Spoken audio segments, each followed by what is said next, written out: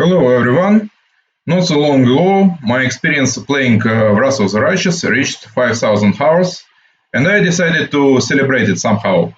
And what could be better and more useful than to share some thoughts with audience of your favorite game?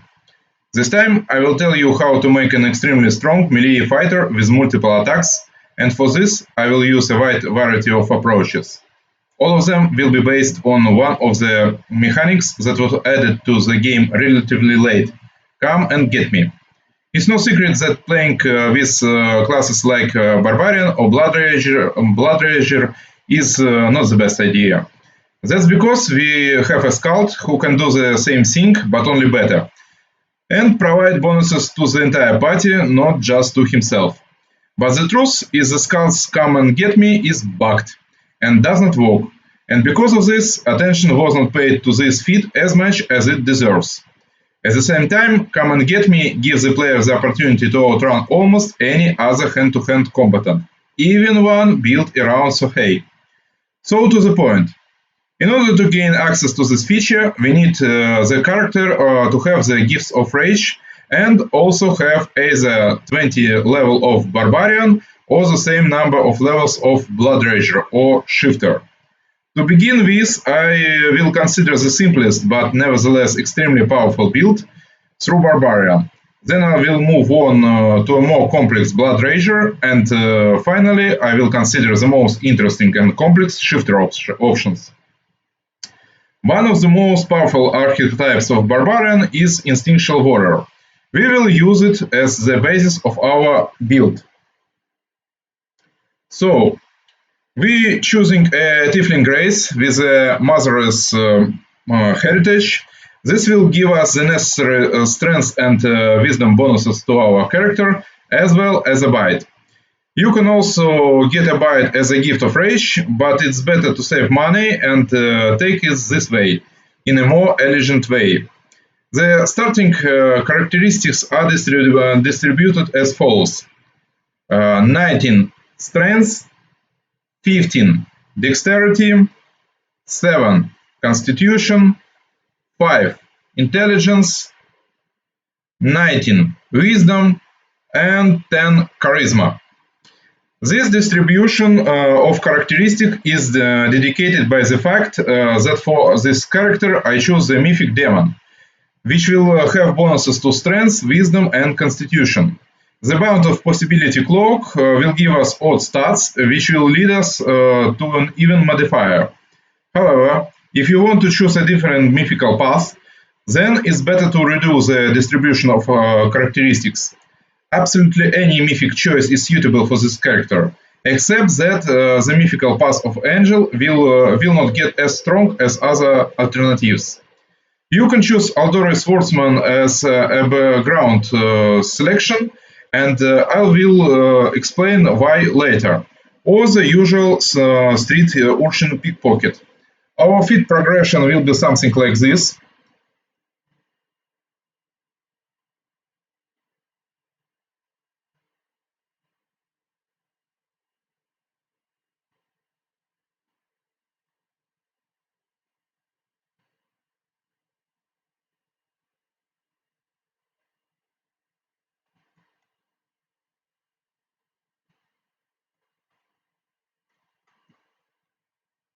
And we will start our build with an Instinctual Warrior. At the second level of the character, we take the level of Stigmatized Witch for the sake of Ice Plant and Familiar, and most importantly, a Lame Curse. The latter will be needed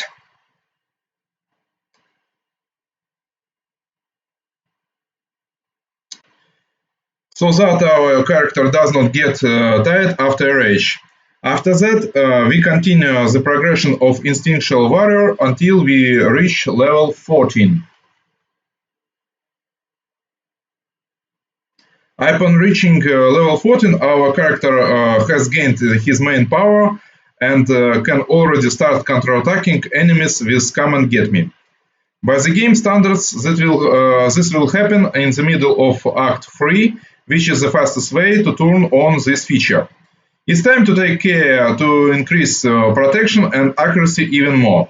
To do this, we take 3 levels of Monk Drunken Master. A small clarification. It's better not to take monk levels up to this point, because this will delay the progression of Instinctual Warrior and its main features like lethal stance progression and Beast Totem progressions and so on. Armor and Drunken Key will be revealed most well after the 5th mythic. Before that, the bonuses will be quite modest, and because of this, it's advantageous to wait until the specified moment. After we have taken the 3 monk levels, we just continue to take the Instinctual Warrior until the end. The character's progression is adjusted in such a way that we will reach almost his peak of power at levels 16, 17. And it will be almost immediately at the beginning of 4th act, provided all the content of the game is completed. By this point, we already have the command get me feature itself, combat reflexes, and which increase the number of attacks of opportunity, as well as extremely important ever ready mythic, which will significantly increase boost hits and damage to our character. Raging Brutality will give additional damage and will perfectly match the Valor aspect of the demon. Keep in mind that in order to use this ability, we have to activate it on combat. And this may be a little difficult in real time, while this character is quite simple, and gameplay for it is perfectly fit real time strategy. It's almost a right-clicking character.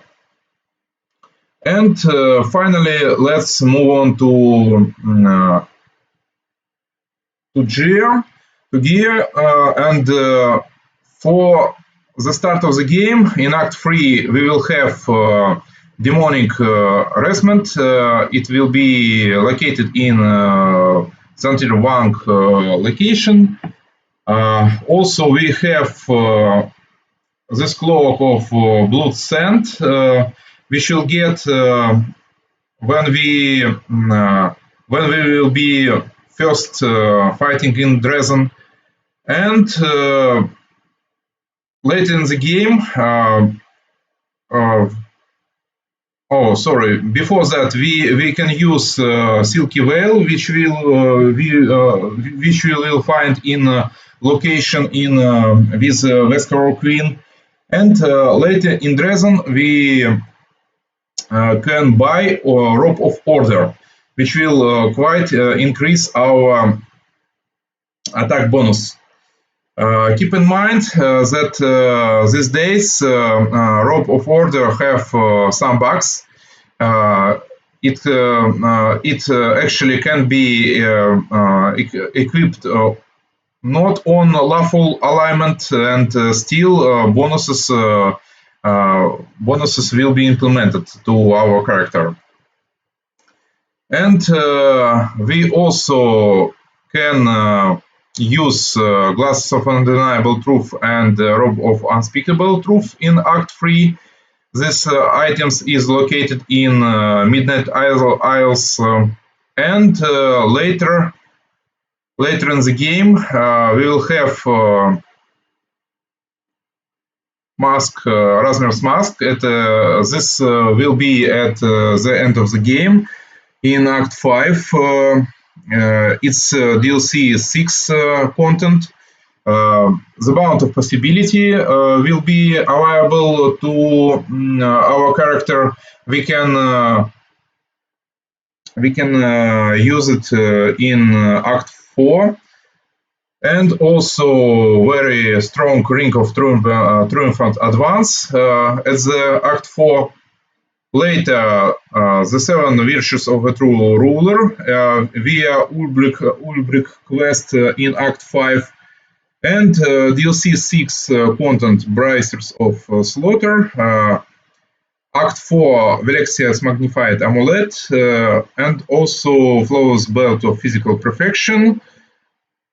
Hammer of the Fist is also quite late, only in Act 5 DLC 6 content, and finally Roadbreaker's Boots.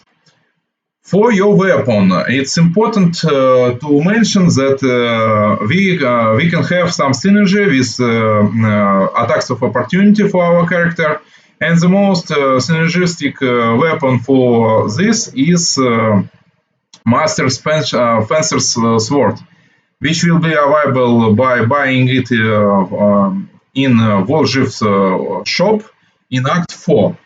This item will give us mobility skill as a bonus to damage rolls for attacks of opportunity.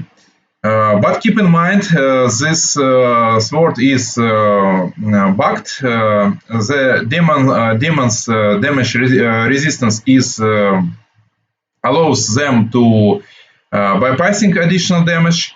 And to overcome this problem, we have to use ring from our crusade mode that will give character ability to convert all the damage to force damage.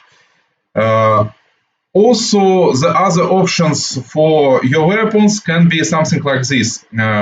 We can use Ravaguk's relic from Act 3, and for this relic we can have something like this. As we can choose from the access in this regard. Also, in Act 3 in Midland Isles, we can have this Guardian Battle X, which will also increase attacks of opportunity rolls. And in Act 4, we have we can have Frostbite. It will be sold in meat market. But I believe this ability to paralyze enemies is not as useful, because we want enemies to attack our character, not be paralyzed, so that our character will be hitting our mobs.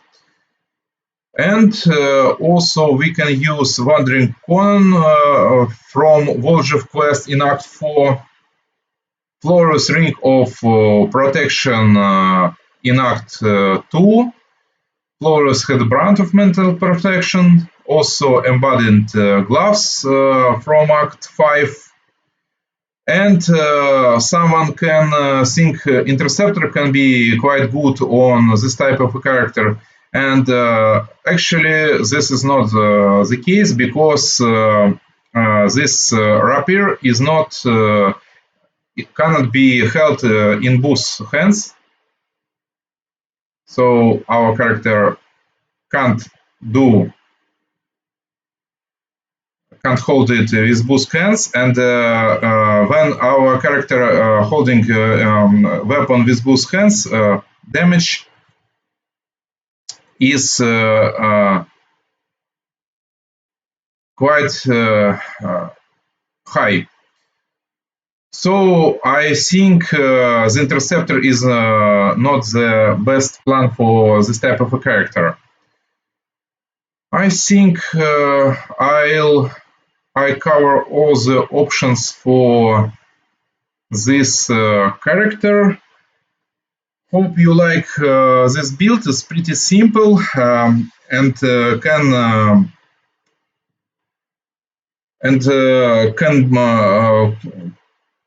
can be quite strong for your campaign.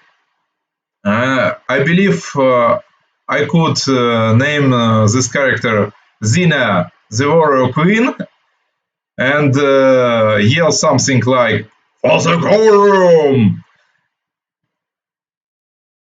and "Blood for Gorum!" So this was a little cringe for the end of this video.